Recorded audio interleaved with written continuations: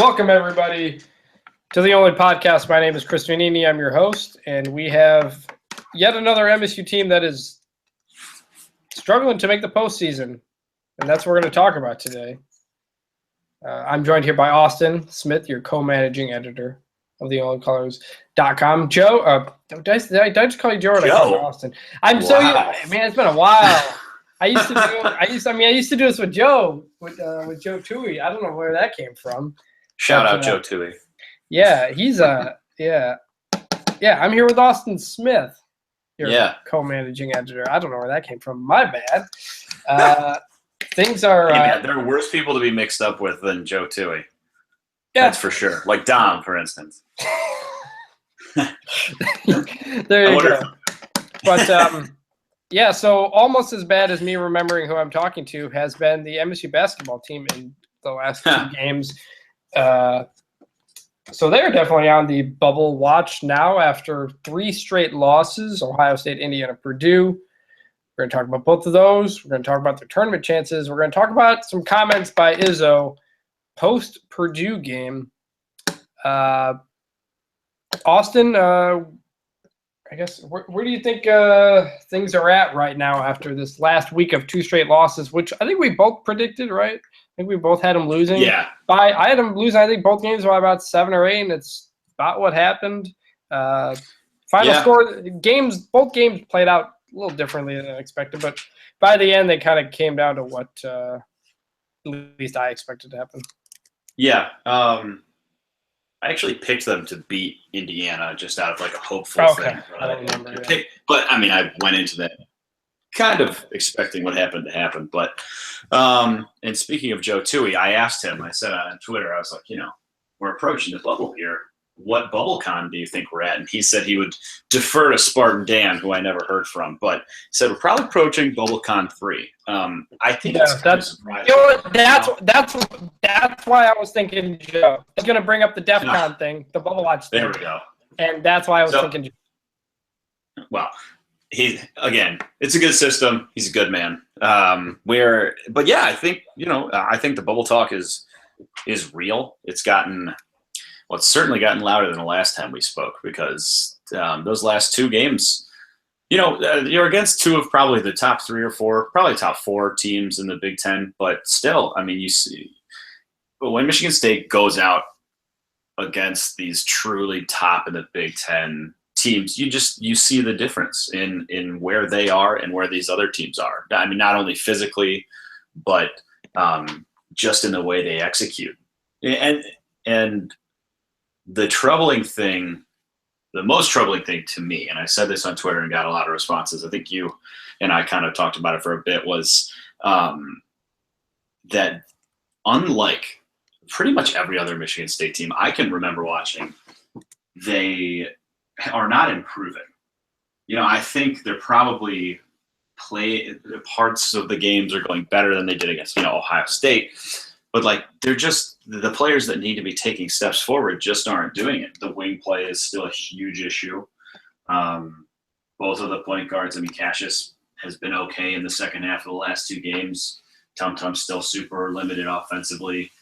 But I don't, they're not taking the steps that you expect to see out of a Michigan State team. Everyone always says, Izzo will have them ready by March.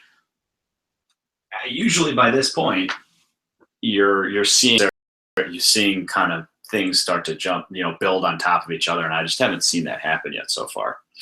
Yeah, and I think that's the way I responded to it last night was they are what they are. I think the freshmen have hit a wall. Nick Ward has hit a wall. He's also going up against truly good big men now. Right.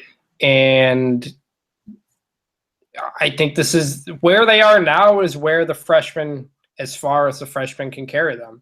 It comes down to the Nairns, the Harrises, the McQuaids, the everybody else who's been on the team.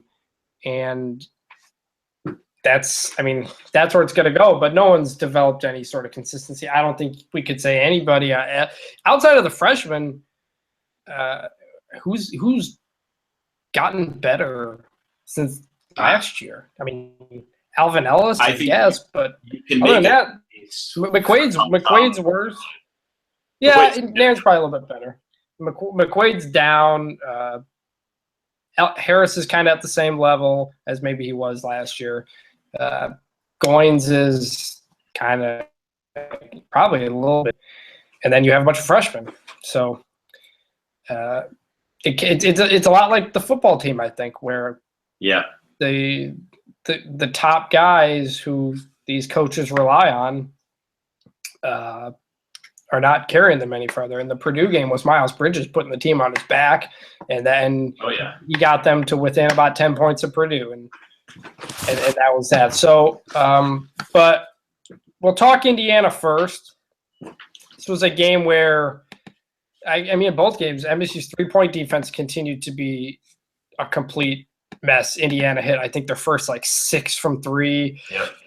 They finished 11 for 24 from deep. And they're just not – and MSU got down by 20 at one point, I think, in the second half, cut it to within a couple of the buckets late. Within 4 at some point. I was trying to closest they got it to. Yeah, 4 with 5 minutes left after Goins dunk. They got within 4. That was the closest they got. So, I mean, there was good you could take out of it in the sense that they fought back, but the flaws are the flaws, and the perimeter defense is just a complete mess right now. What did you think of the Indiana game? It was bad. I mean, the first half was terrible. The problem with this team, we've harped on it so much, but it's just so obvious, is that perimeter defense is just terrible. And I mean, that's never good on any team. Even if you have 2 7-footers, you don't want to have bad perimeter defense, because especially the way the game is played today and how developed, kids coming in, their outside shots are ready to go right away so often nowadays, and big men can even hit them. So it's such a huge part of the game that, you don't want it to be bad anytime, but you especially don't want it to be bad if you don't have any big men to play solid interior post defense either. If you're already operating with a size deficiency inside, you should in order for it to not be compounded, you need to have guys that can lock down the opposing team's best guards. And not only, and Michigan State doesn't have either of those things. And it causes just these long stretches, defensively, where they just can't get a stop, or they can't get a rebound, or guys are just getting open looks and missing shots. And then you go down to the other end, and those same guards that can't guard anybody are streaky shooters, and you don't have any big men to pound the ball to. So this team is just such a conundrum, because they don't really do, and I know you've said this before, they don't really do one thing well. And for a long time, really coming into the Ohio State game, the one thing they did really well was give the ball to Nick Ward, and he would just own the opposing big men. He just went to work. You knew you could dump the ball into him. Yeah. He would kind of act as the pivot of that entire offense. And what you've seen in Ohio State, Indiana, and Purdue, but especially, I saw it big time against Indiana, against a guy like Thomas Bryant. He's had to go up against legitimate big men, legitimate 7-footers, guys whose, size can really give him trouble. He was. I mean, next game Purdue, but he was just completely lost. He's taken out of the game. To do with Isaac Haas. I mean, and it's not his 9 and supposed to match up against a guy who's 7'2", and an experienced guy who's 7'2". So I'm not acting like we could expect that much more from Ward, but it's again, it shows his team's limited to do maybe that one thing. Right. They don't have much left. But then, going back to Indiana, Blackman was just, he was shooting the ball lights out, but he was also just getting wide open looks. Yeah, that's what. You're okay if the opposing team's best player just goes off. Sometimes it's just nothing you can do. End of story. You got to put your hand. You just got to say, "Hey, man, good on you. Way to play your ass off." But he's getting wide open looks and driving right to the rack with just no resistance. And so, there's a line where that's your fault. That's Michigan State's fault. It's not like he's going out there and looking like Michael Jordan. So that was my, that was terrible. I mean, Indiana wasn't playing with, wasn't OG Anunoby is out. The other guy, or the other forward, I can't even remember his name. They're 6'8", Juwan Morgan, who I thought was going to end up matching up Bridges, ended up not even playing.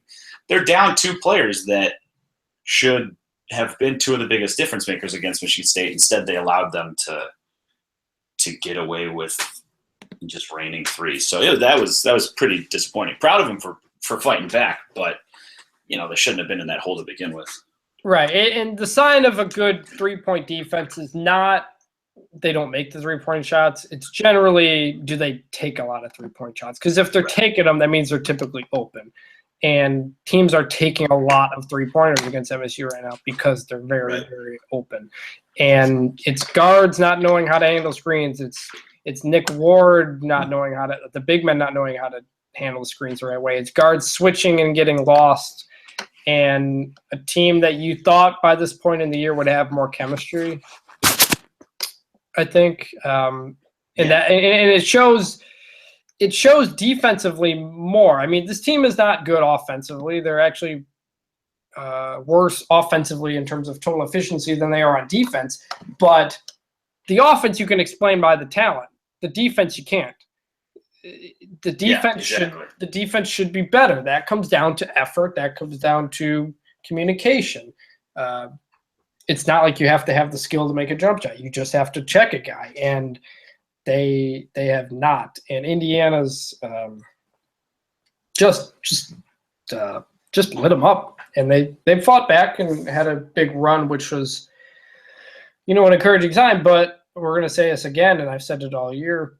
This team just needs wins. Like, fighting back and having a close loss doesn't mean anything anymore. I mean, it meant something in terms of their KenPom ranking ended up only dropping a little bit as opposed to if they lost by 20. But, but that's a tough game. KenPom actually gave MSU a better shot against Purdue at home than they did against Indiana. So both of these games really, they were not favored to win. No. And it's like the football season in that it's the games that you should have won are the ones that are killing you. It's the loss at Penn State that kills you. It's the way you play down the stretch at Ohio State. It's losing at home to Northeastern that is really weighing everything down because this team doesn't have any signature wins. Their best win in KenPom ranking is Wichita State. Their second best win is Northwestern at 31. It's not a ton to go on here. No, there's not. We'll talk about it later at the end when we talk about their resume. But the next games,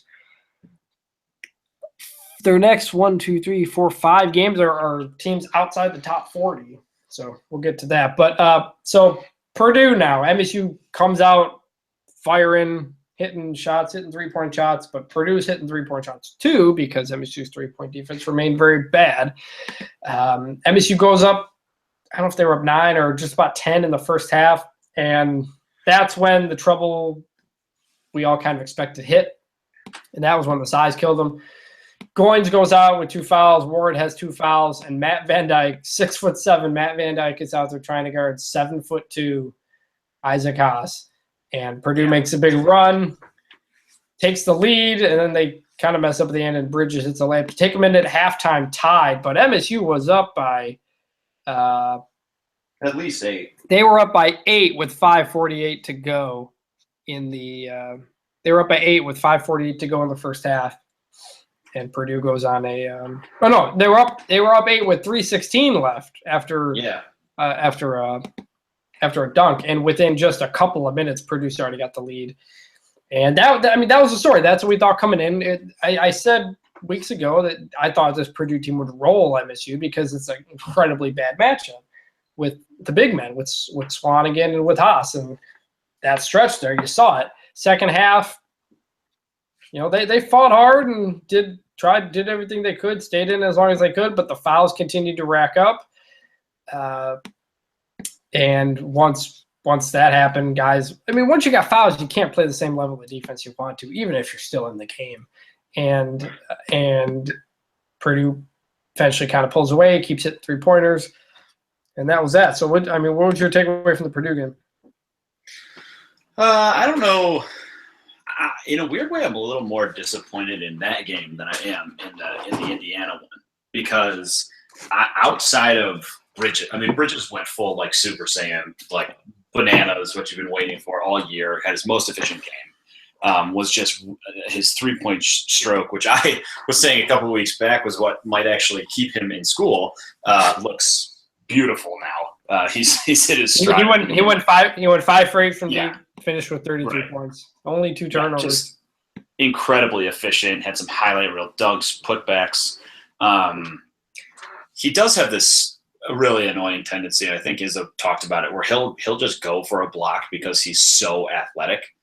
He'll go for a block every single time, and it leads to him not boxing men out. And you saw it several times, especially down the stretch of this one, where he would listen. He can jump like through the roof, but he still has those freshman tendencies where he thinks he can get to everything, and he's not doing a good job of selecting which shots to go after and which ones not to. Kind of reminds me of very Adrian Payne, like in that sense. Yeah, sure. But at least with those Payne teams, you had other big guys. You had size to make up for it. With this team, he's the power forward. He's the big man outside of Ward. And a lot of the times, when Ward's out, Bridges is the tallest dude on the floor. He's taller. He's as tall as Goins, if not taller. He could probably jump over Goins if he really wanted to. So, outside of his performance offensively, just nobody performed well. It was a lot of stagnance. You got Aaron Harris off to his pen to score 2 of the first 3 baskets and then go completely silent for the rest of the game. Performance. And then when they get into foul trouble, Ward never stood a chance against Haas. Like, that's just, listen, he for as good as he is and as talented as he is, as bright a future as he has, with the team as currently constructed, he shouldn't be going up against centers. If he can post up 4s or even smaller 5s, he can have his way. But he's just not built to do that with no jumper to help space him out. But I don't know. I was disappointed because offensively, nobody shows up but Bridges. Defensively, the exact same mistakes just keep happening, and it just kind of goes back to what we were talking about, that they're not improving. And this was a game that, they came out scoring enough to win. If you just play average defense in the first half, and then they shot 51% for the game. MSU did 51% for the game, 46% for 3. And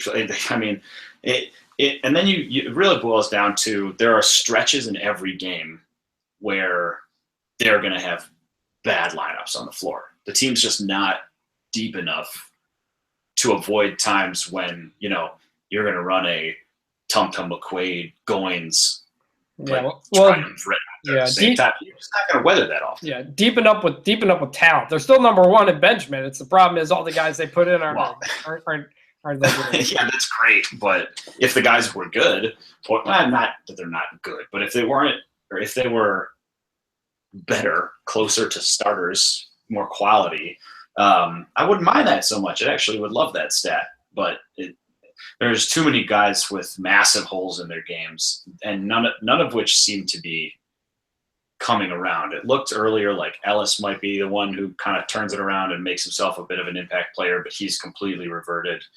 McQuaid just he got just torched on defense a couple times this game. Did make a 3. That was nice. But was this the game, or was it the Indiana game where he 2 turnovers where he just didn't catch the ball?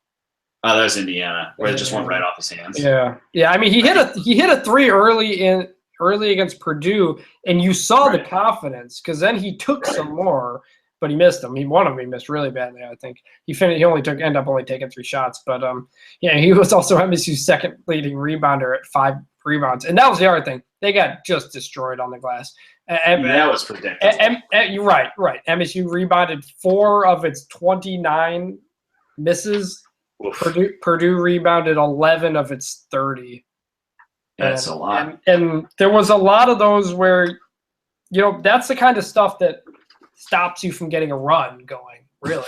Right. Is when – no second chance shots. Right. And actually, what were the second chance numbers? 15-5 were the second chance numbers for Purdue. MSU actually outscored in the paint 30-26, but right, the second chances just killed them. And I mean, when you've got Kenny Goins and Matt Van Dyke, who are former walk-ons going against Player of the Year candidate and Swanigan, you can't ask him to do that much more. Part of this is just expectations. This was a game where not having Gavin Schilling and Carter was an absolute killer.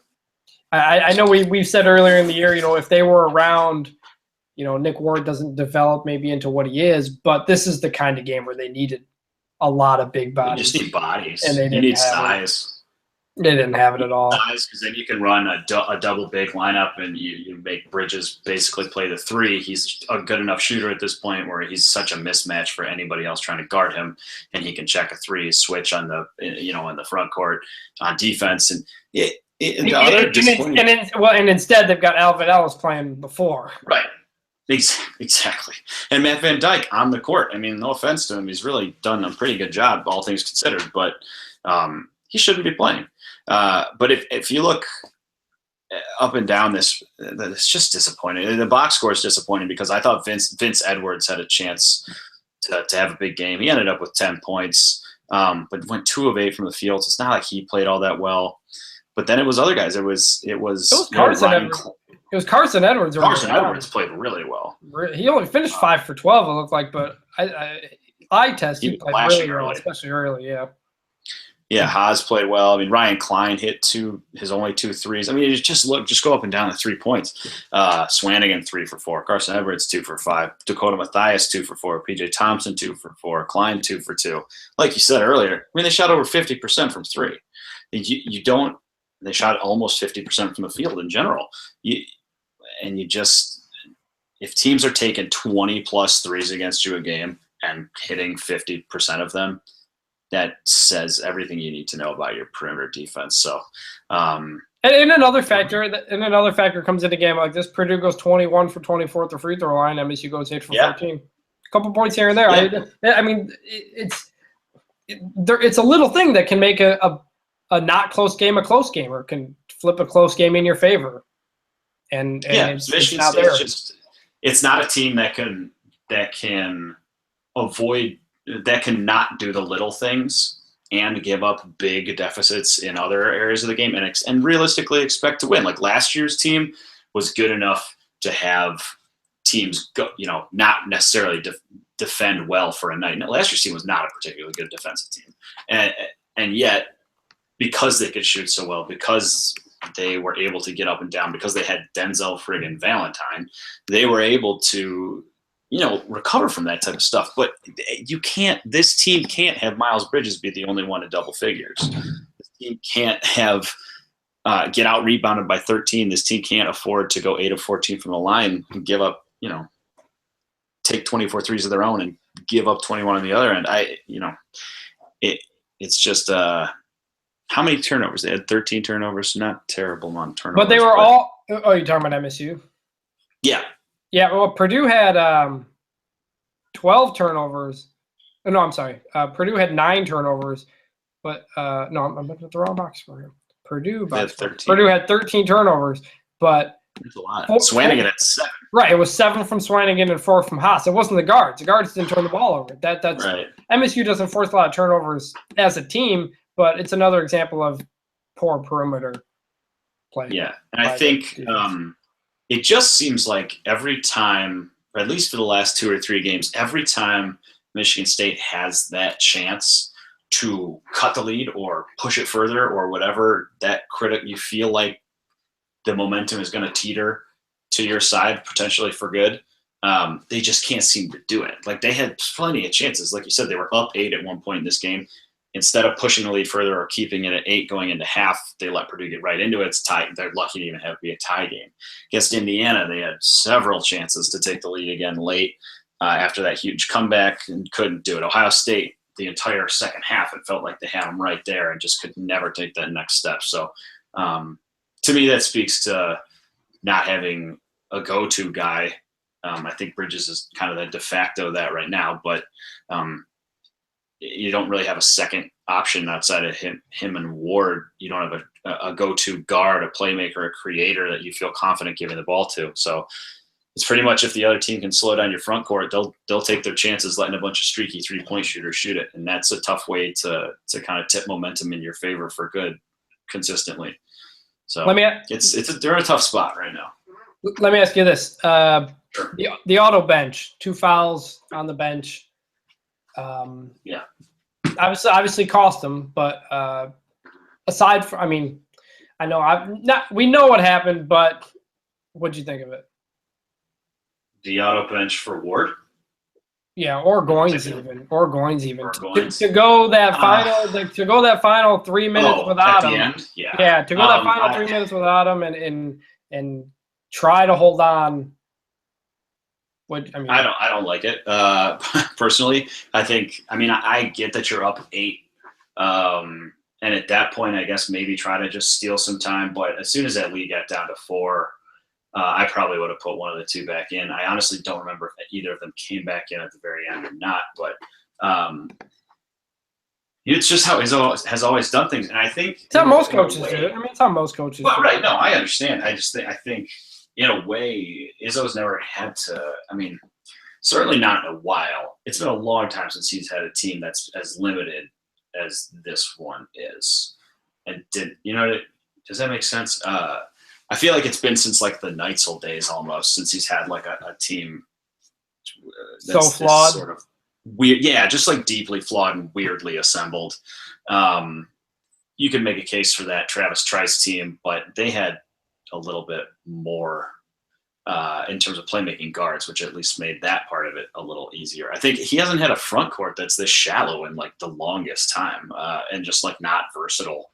So I think in a way, he's almost like expecting things to come together in a certain way that it's just not going to happen with this roster assembly. So I guess, he's an old dog. He's probably not going to learn any new tricks when it comes to the auto bench, but that situation in particular with this team, the way it's put together, throwing Van Dyke out there on Haas for the last, 2 crucial minutes of a first half when you've actually got a lead is a pretty ballsy move. Yeah, I think I'm with you. I'm never really a big fan of it anyway, because why is minutes in the first half any less important than minutes in the second half? They're all minutes. Ward didn't. Goins fouled out. Ward did not. So in a sense, you left minutes on the floor. Right. And Ward commits 5.2 fouls, 5.4 fouls per 40. So he is kind of a high rate guy. Goins is at 5.7. There, your big men. But I just thought the risk reward, especially when they had 2 bigs in there. It was. Oh yeah, you're just gonna get. I was honestly a little. Sorry, go ahead. I'm never a big fan of the auto bench because almost every time the guy ends up not fouling out, so you end up costing him minutes in a sense because the whole point.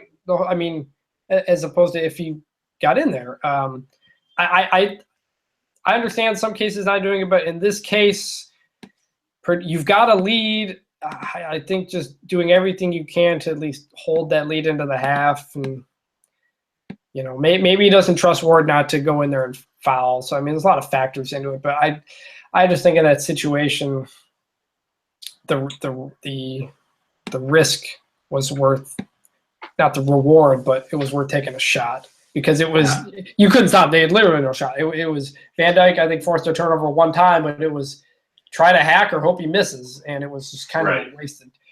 It was kind of a waste of time there. So I was actually a little surprised. You touched on it briefly. I'm looking at the box score here. Haas only played 15 minutes. I was really surprised, and I know they don't play the 2 bigs together at the same time very often, but I was a little surprised that they didn't put Haas and Swanigan out there at the same time together more often, especially when both of those big men were out of the game for those short stretches. I was surprised at a lot of decisions Matt Painter made, such as that, such as not fouling at the end of the first half when they had like 3 fouls to give and let Miles Bridges go coast to coast for a layup. That was tough. Yeah, they took Swanigan out right as MSU took someone else out, and had Alvin Ellis at power forward, and then like a minute later they finally put him back in there, and then they went on that run. But yeah, I don't know why. I mean, I know it's not necessarily the game, but man, Haas scored 11 points. Swanigan had 25. Combined, they missed 6 shots. It was, I just thought it was too much. It was so much of an advantage. Like you figure, right? It's worth it. And that's why we thought it was going to be Michigan State was going to get rolled, because I figured they would play those two together. I mean, Haas was unstoppable. He had 11 points in 15 minutes. 11 points on 4 shots. Yeah, I mean, I was surprised that they didn't do that more often. It doesn't matter ultimately. Michigan State still lost, but it'll be interesting to see what they do next time out. Because I mean, Painter, I know he gets a lot of grief, but I think he's still a pretty smart coach. So I wonder if he'll try to take advantage of that more next time. Yeah, they had their February 18th. That's when they had their. So after the game, Izzo was essentially asked about people being worried, people being upset about how the team's playing. His response really quick, I don't care about the fan base. And then and goes on to say he knows his team. There were areas in which they played good. He's been in situations where he has to fight to get into the tournament. And he's been through this before, and he's not that he's not worried, but that I guess some people took it the wrong way. I kind of figured Izzo long ago earned the benefit of the doubt from fans. But what did you think of that? I mean, I think it's crazy. If people actually got upset about it, I don't know that I saw many people actually get bent out of shape, but I just preemptively took to Twitter and be like, everybody just calm down before even getting riled up. Because I think what he's trying to say, well, actually, let me take a step back. First of all, the fact he's saying something in like a gruff or aggressive tone should be the least surprising thing to any Michigan State fan. For him to be upfront and not, holding back his thoughts is incredibly unsurprising. But I think what he's trying to say is he only cares about the guys in his locker room. That's what he's concentrating on right now. He's not worried about outside influence. And I think he just said something in the heat of the moment, said, he obviously cares about the fan base. Man, he's been around for 20 years. He's a friggin' legend. He's going to have a statue someday. He is consistently, profusely, thankful and, and grateful to the fans, all the time. But he has been before, and I'm sure he will continue to be. But I didn't personally make much of it. And I don't care. I'm glad he's not paying attention to the fans. Honestly, I'd rather him be trying to fix the problems that are going on in his locker room and making sure his guys are locked in than giving a, rat's ass what I have to say. So that's how I took it. I didn't take it as anything. It's a bad look if he. It's not a great way to say things. I think the casual fan, the guy just watching on ESPN who doesn't know that much about him or the way he works might be like, "Oh, really?" And that might rub a recruit the wrong way who doesn't know him that well. But at the end of the day, don't make a whole lot of it. No, I don't think it really means anything. But he said several times that people don't know what this team's going through. Yeah. And it made me think potentially there's other guys banged up. Potentially there's other stuff going on in these kids' lives that we don't know about. But he was very defensive of his team. And he said, which is true, when he doesn't think they're playing well, he says they ain't playing well.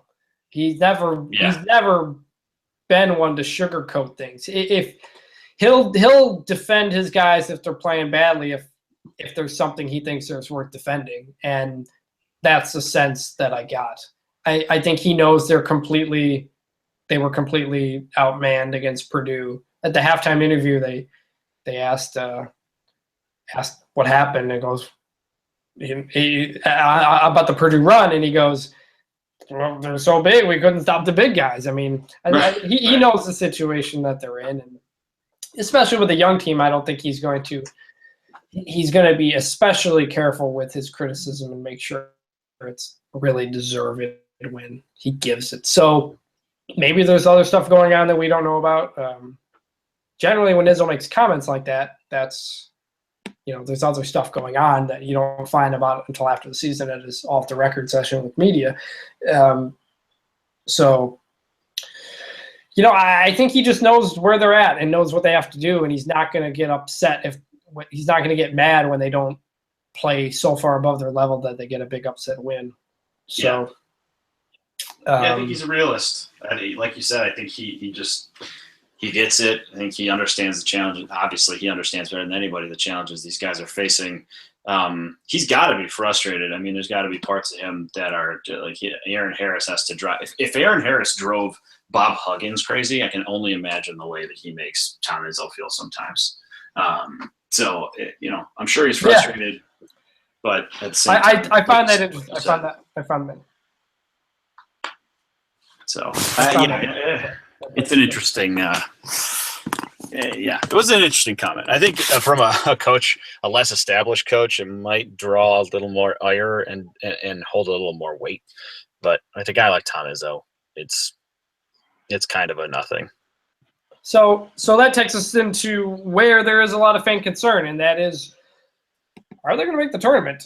They are ranked 53 in KenPom. They are ranked just around number 50 in RPI. Those are not very good numbers. They are projected to finish in KenPom 17-14, 9-9. Generally, that's not a tournament record. That's not generally a team that gets into the tournament. Now, MSU do have the number 9 schedule right now, but they don't have any big wins. Their best win is Wichita State, 22 in KenPom. Their next best is Northwestern, 31. They have 2 over Minnesota at 38. So they do have some top 50 wins, but they have no top 20 wins. In fact, they only played 1, 2, 3, 4 games against top 20 teams, and that was Kentucky, Baylor, Duke, and Purdue. That Northwestern win is looking a lot better for them. Sure than it did, and even the Minnesota ones too. But it's the Penn State one that really, I think, sticks in there. These next 4 are very, very winnable games. Where do you think they are? I mean, it was 2 weeks ago. Everybody said Izzo's back. He's got everything right. You knew this was going to happen. And I said, people who listen to this podcast, remember, I said they're going to hit a down point, and it's going to come, and it may come right now when they play all this next stretch of games, and teams once again going to be, are they going to make it? And so here we are. So Austin, are they going to make it? I'm gonna say yes. I'm still of the mindset that I'm not gonna doubt him, or I'm not gonna admit defeat until it is just screaming in my face. Like you said, there's been a downside. These last 3 games have been tough. They've been exploited in a lot of ways. I haven't seen the steps taken forward you'd like to see, but I think one thing that works to their advantage, well, there's a couple things working to their advantage. First is that, like you said, that strength of schedule is completely unavoidable. I think Izzo builds that in every year as like a parachute, just in case. I think obviously he wants his team to have played the best players, but I think there's got to be part in the back of his mind that's like, well, in case the bottom falls out and we end up around 18 to 20 wins, that'll help us out. That's definitely going to be a good mark for them on their resume, one way or the other, if they're on the bubble. I also think that you said, I know they don't have the top 20 wins, but at the same time, the Big Ten is sort of just like, it's sort of blah this year, which I guess might be a negative, but it's good. It's bad if you lose. Yeah, it's true. It's bad if you lose. Well, I guess the bottom line right now is they got to start winning games. I mean, there's really not a ton of science to it. You have to get to at least 18 wins, I think, for it to be for you to realistically be on the bubble. 17, I think it would be crazy. Yeah, there are 68 teams. How many of those are the at large? 40 something. I mean, you have to get to 18 to 20 wins to be an at large team. And if you look at the schedule, they have 10 regular season games left, and at least one conference tournament left. So they have 11 games guaranteed. They need to, I think, to safely be in. They got to get to. I think if they get to 20 wins, they're in. I think 19 will probably get you. I was gonna say 19. I would feel pretty good about. But if you lose, the problem is they can't. They've painted themselves into a corner here where you can't afford to lose games to teams that aren't strong. You can't lose at Nebraska. You can't lose to Illinois. You can't lose to Nebraska. You probably can't. I mean, Michigan is. I don't really know what to think of them yet. We'll talk about Michigan in a minute. I know you got to go, so we'll talk about Michigan in a minute. You can't lose to Nebraska. You can't lose to Illinois. You can't drop these 50-50 games anymore, or the sub 50-50 games. And there's a lot of them that are there's like that. There's a lot of them. Home against Michigan, 60%. At Nebraska, 50%. At Michigan, 34%. Home against Iowa, 77%. Home against Ohio State, 67%. Then at Purdue. Then home against Nebraska, 76%. At Wisconsin. Then Illinois, 45%. Maryland, 34%. Yes. So, I mean, I think 19 should be okay, but I think if they lose to Nebraska next Thursday, I think they're done.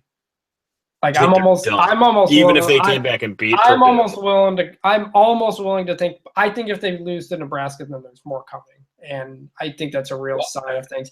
But you can make the case these next 4, or at least 3 of them. You have to win 3 of the next 4. Michigan. I think you can go as far as 5. Go all the way to Ohio State. Michigan, Nebraska, Michigan, Iowa, Ohio State. And, I mean, 4 or 5, you're in good shape. 3 of the next 4. You have to win at least 3. Yes. If you have to, 5 games. So Michigan. All right, let's talk Michigan here. Very different Michigan team than you might have thought. They're actually better in the front court than they are in the back court with Mo Wagner and DJ Wilson, 6'11", 6'10". Michigan's going to have a height advantage in this game, and it's going to be very interesting to see how MSU plays that. This isn't the 4-guard Michigan team where all they do is shoot threes now. They do still shoot a lot of threes, and they're not that great of a rebounding team, but they are bigger than MSU is used to. And this is a year where MSU doesn't have size, so it's going to be a very fascinating matchup. What do you think about Michigan? You pretty much nailed it. I think the most interesting part will be to see how Nick Ward does, to see if he can bounce back. I mean, Moritz Wagner has been a pretty solid defensive big from what I understand. I haven't hate watched Michigan as much as I did their football team, their basketball team, but they are a lot different than the past 4 out, 1 in type of teams, but I mean, they still do have Zach Irvin, their leading scorer. They still have Derek Walton, who's the second leading scorer, still pretty solid. Actually, both of their stats are really solid across the board. But Wagner, I think, has been, and he and DJ Wilson form a really nice little front court. Wilson leading the way with 6.5 rebounds a game, keeping him off the glass is going to be really important. It's going to be interesting if they can. I think this is pretty much universal now moving forward. But if Bridges and Ward manage to get into foul trouble again, State's going to be in trouble because Wagner and Wilson are both relatively large guys who are averaging double digits a game and should be able to do. And each of them shooting at least 40, almost 44% from 3. That's what I was going to say. It's a versatile team. I mean, Wagner's shooting 45% from 3. Wilson shooting 44% from 3. Is Nick Ward going to be able to guard that? Because he could not against Swanigan. He could not against Swanigan. He did not look comfortable up high. No, he's down low, and I mean that's it. Like Nick Ward, that's another big deficiency from one of the players. I think Listen, if Moritz Wagner wants to, I don't know how many threes he's taken. I think He's taken 56, 25 for 50. Oh wow, a lot of them. And DJ Wilson's 21 for 48. So these guys do shoot. They'll launch. I think Michigan State would be okay with having Wagner be the 3-point shooter, I guess, I would imagine, because it keeps him away from the glass.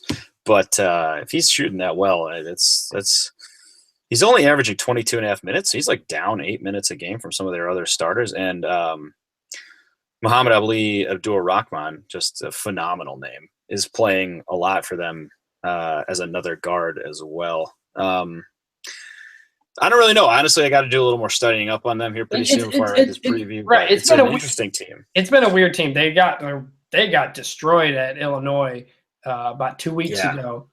They followed that up with a 91-85 home win against Nebraska.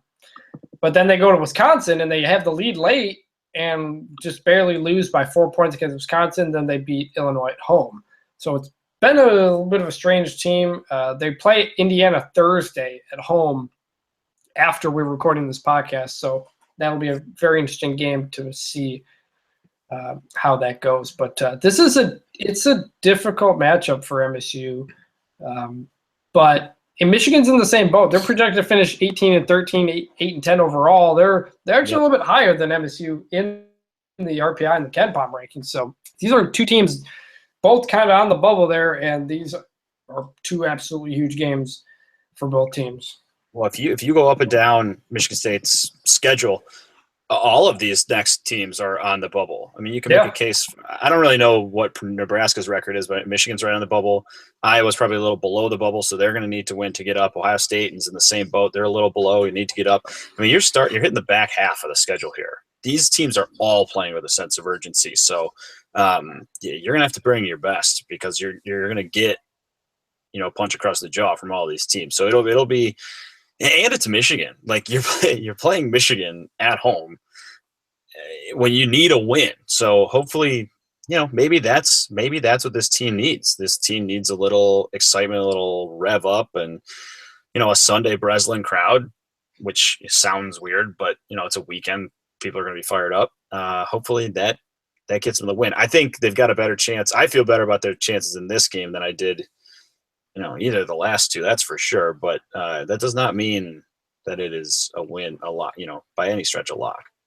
Yeah. Last time this team was on a 3-game losing streak, they broke out neon green jerseys and won. So maybe that's what will need to happen. Who knows? Again. So next week is signing day on Wednesday. MSU plays Nebraska on Thursday. I'm not sure the next time we're going to podcast. Presumably before the Nebraska game. So give me a score or give me a prediction for Michigan. I'm going to say Michigan State wins. I don't know the score yet. I think it'll be a pretty high scoring game, though. I don't see. I mean, I know Michigan State can't play defense very well, and Michigan loves to launch those threes. And I don't think Michigan's an especially great defensive team either. So I think it'll be a pretty high scoring affair. Probably somewhere in the high 70s, maybe mid 80s. I don't really know, somewhere around there. But I think Michigan State just they need a win. They're playing their biggest rival. I think this is the time that they bounce back. Something has to go right for MSU sports, right? Something.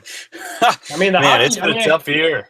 The hockey team did take 4 points from Michigan over the last weekend. There we go. Miraculously. But, so I'm going to go 75-72 MSU.